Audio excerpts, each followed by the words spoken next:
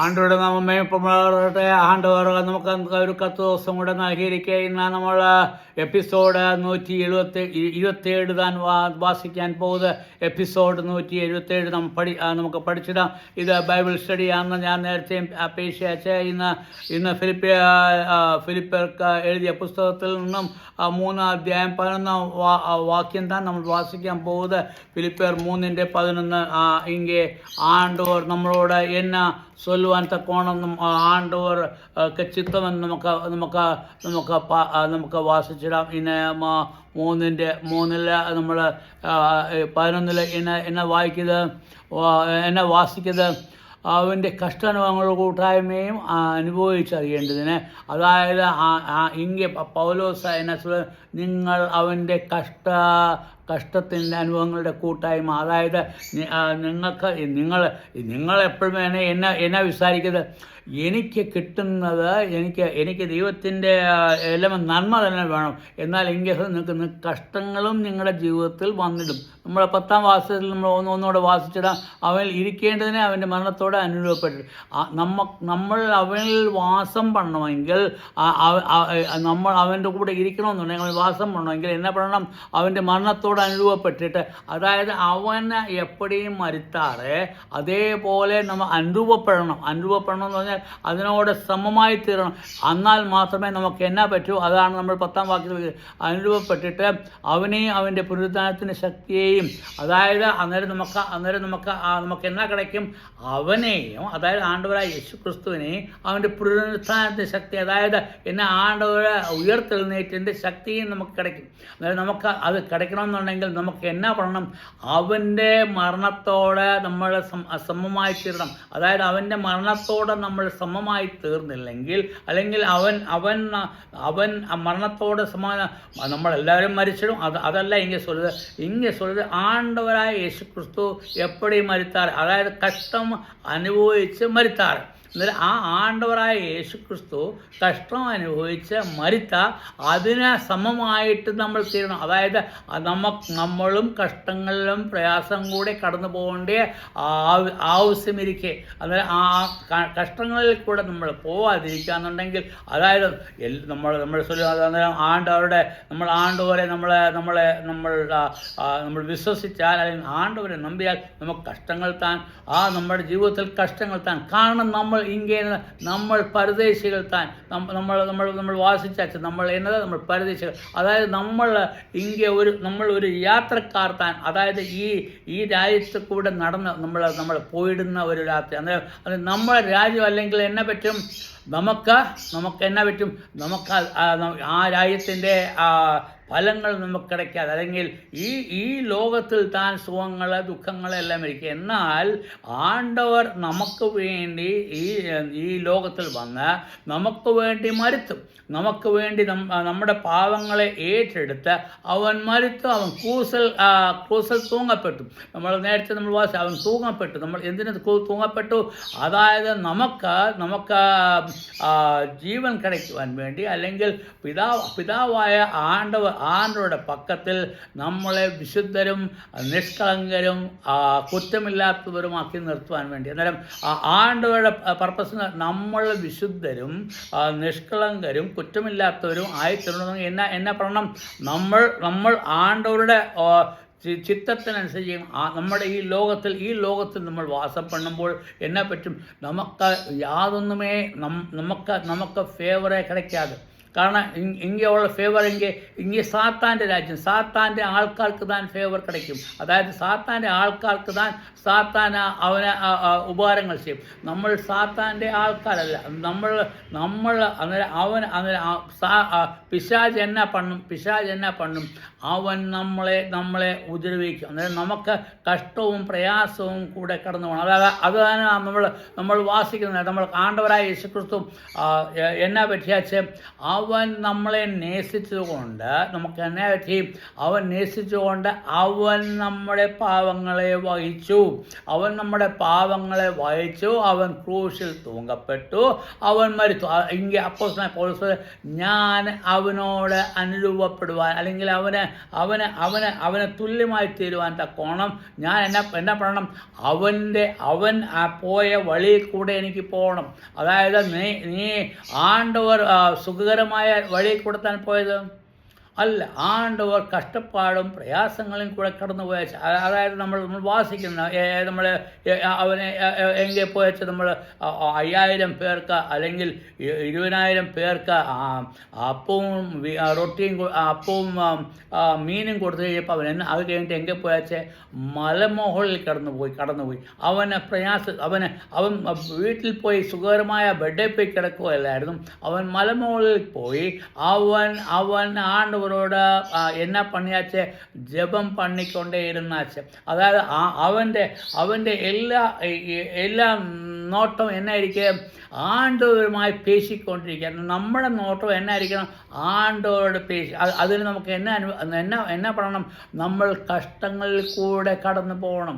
കഷ്ടങ്ങളിൽ കൂടെ നമ്മുടെ ജീവിതത്തിൽ ഞാൻ എപ്പോഴും ഒരു കാര്യം ഇരിക്കും, നിങ്ങളുടെ ജീവിതത്തിൽ കഷ്ടങ്ങൾ അല്ലെങ്കിൽ നിങ്ങളുടെ കൂട്ടു സഹോദരന്മാർ നിങ്ങളെ നിന്ദിക്കുമ്പോൾ, നിങ്ങളുടെ കൂട്ടു സഹോദരന്മാർ നിങ്ങൾക്ക് ഉദരം പണ്ണുമ്പോൾ നിങ്ങൾ സന്തോഷിപ്പീൻ. എന്തുകൊണ്ട് സന്തോഷിപ്പീൻ?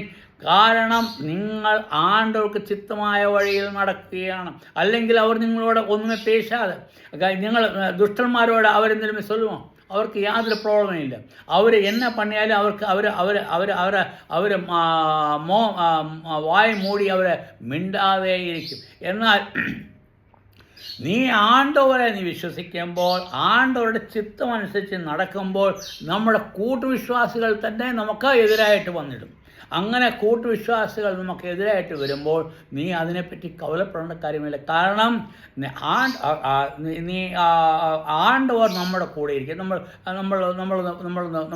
നമുക്കൊന്ന് ആണ്ടവരായ യേശുക്രിസ്തുവിനെ പറ്റി നമുക്കൊന്ന് വിചാരിക്കാം. ആണ്ടവരായ യേശുക്രിസ്തു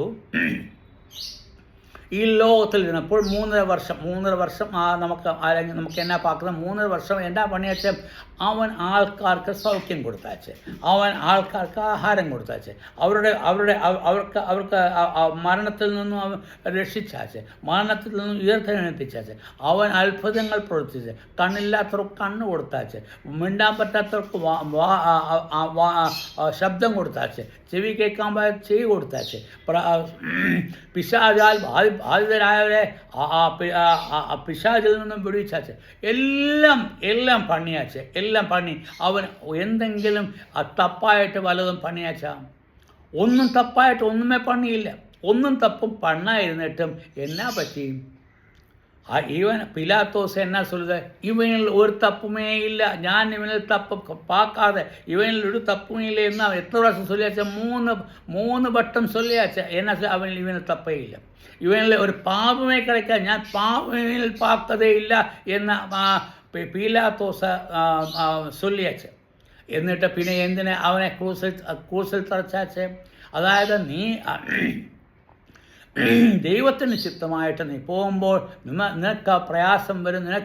നിൻ്റെ കൂട്ടു സഹോദരന്മാർ അല്ലെങ്കിൽ നിനക്ക് കൂട്ടു സഹോദരന്മാർ അല്ലാത്തവർ നിങ്ങളെ ദുഷിക്കും. അത് പോട്ടെ, അത് കാര്യമില്ല. കാരണം അവർ പാപികൾ താൻ അവർ. എന്നാൽ കൂട്ടു സഹോദരർ അവർ ശരിയായ വിശ്വാസി അല്ലെങ്കിൽ അവർ എന്നാ ചെയ്യും? അവരിൽ നമ്മൾ കാണുന്ന പാവങ്ങൾ അവർക്ക് ജലസി അല്ലെങ്കിൽ അവരുടെ മനസ്സിൽ പക കിടക്കും. അല്ലെങ്കിൽ അവർക്ക് നിങ്ങളോട് ദേഷ്യമിരിക്കെ നിങ്ങൾ എങ്ങനെ താക്കണോ അല്ലെങ്കിൽ നിങ്ങൾക്ക് എങ്ങനെ ദ്രോഹം ചെയ്യണമെന്ന് പാക്കും. എന്നാൽ എല്ലാം பார்த்தாൽ എന്നാ പറ്റിയാച്ച്? ആണ്ടവരായ യേശുക്രിസ്തുവിനെ ക്രൂശിൽ തറച്ചാച്ചാ. ആണ്ടവരായ യേശുക്രിസ്തുവെ ക്രൂശിൽ തറച്ചിട്ട് എന്നാ പറ്റി? അവൻ കഷ്ടത്തിൽ കുഴപ്പം അവൻ്റെ മുതുക നമ്മൾ വാസിക്കുന്നതിൻ്റെ അവൻ്റെ മുതുകിൽ ആ ചാട്ടവാർ കൊണ്ട് അടിച്ച് അത് മുഴുവനും മുറിച്ച് അതിൽ നിന്ന് രക്തം ധാരധാരയായി വീഴുന്നത് നമ്മൾ പാക്കാൻ പറ്റും. അവൻ ഇതെല്ലാം സഹിച്ചിട്ട് അവൻ എന്തെങ്കിലും മിണ്ടിയാച്ചാ? അവന് അളകിയാച്ച അവൻ അളകിയില്ല, അവനൊന്നുമേ ഇല്ല, അവൻ മിണ്ടാതെ ഇരുന്നു. എല്ലാം അതേപോലെ നമ്മൾ ആണ്ടവരായ യേശുക്രിസ്തുവിനെ ഒപ്പം നമുക്ക് പോകണമെന്നുണ്ടെങ്കിൽ ആണ്ടവരായ യേശുക്രിസ്തു പോയ വഴിയിൽ കൂടെ തന്നെ പോകണം. അതുകൊണ്ട് അതായത് ആണ്ടവരായ യേശുക്രിസ്തു എപ്പോഴും തൻ്റെ ക്രൂസ് തൻ്റെ ചുമലിൽ വായിച്ചോ അതേപോലെ നമുക്കും എന്നാ പറ്റണം, അവൻ്റെ ക്രൂസ് വലിക്കണം. അതുകൊണ്ട് തന്നെ ഇങ്ങനെ சொல்லுது, നമ്മൾ അവൻ്റെ കഷ്ടാനുഭവങ്ങളുടെ കൂട്ടായ്മയും, അതായത് അവൻ പോയ കഷ്ടത്തിൻ്റെ ആ കൂട്ടായ്മ അല്ലെങ്കിൽ ഫെലോഷിപ്പ്,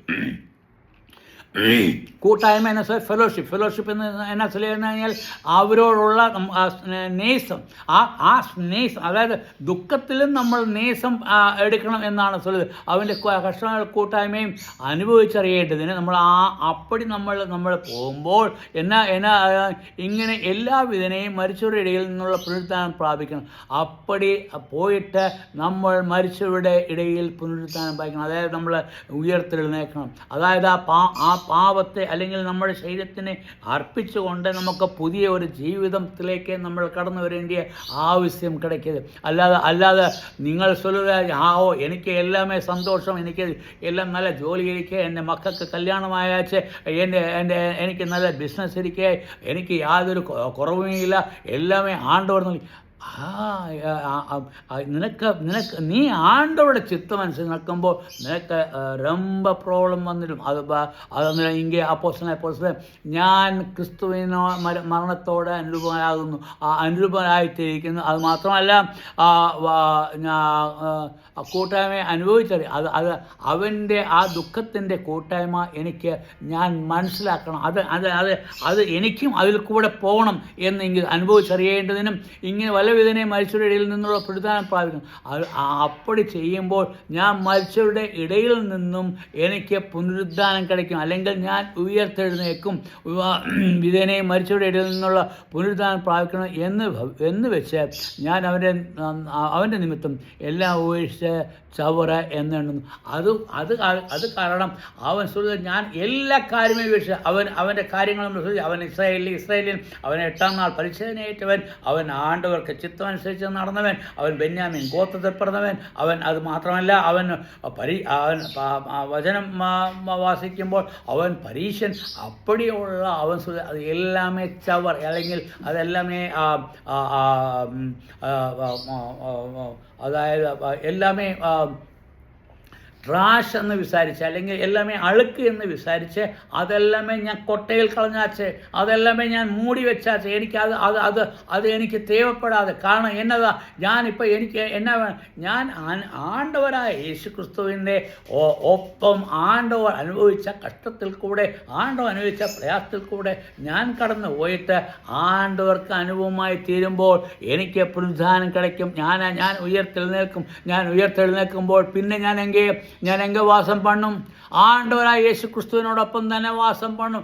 ആണ്ടവർ ഇപ്പോൾ എங்கே ഇരിക്കുക, അങ്ങ് ഞാനും ഇരിക്കും. നമ്മൾ നേരത്തെ നമ്മൾ ഈ ലോകത്തിൽ ഇരുന്നാച്ച്, ഇനിയും നമ്മൾ ഉയർത്തെഴുന്നേറ്റെങ്കിൽ സ്വർഗത്തിൽ, സ്വർഗത്തിൽ നമ്മൾ വസിക്കും. അതായത് നമുക്ക് മരണം, നമുക്ക് പ്രയാസങ്ങൾ, അതിനെപ്പറ്റി നമുക്ക് കവലപ്പെടേണ്ട കാര്യമില്ല. ഞാനെങ്കിൽ എൻ്റെ സമയം മുടിഞ്ഞാച്ച് ആണ്ടവർ നിങ്ങളെ അനുഗ്രഹിക്കുമാറാകട്ടെ. ആമേൻ.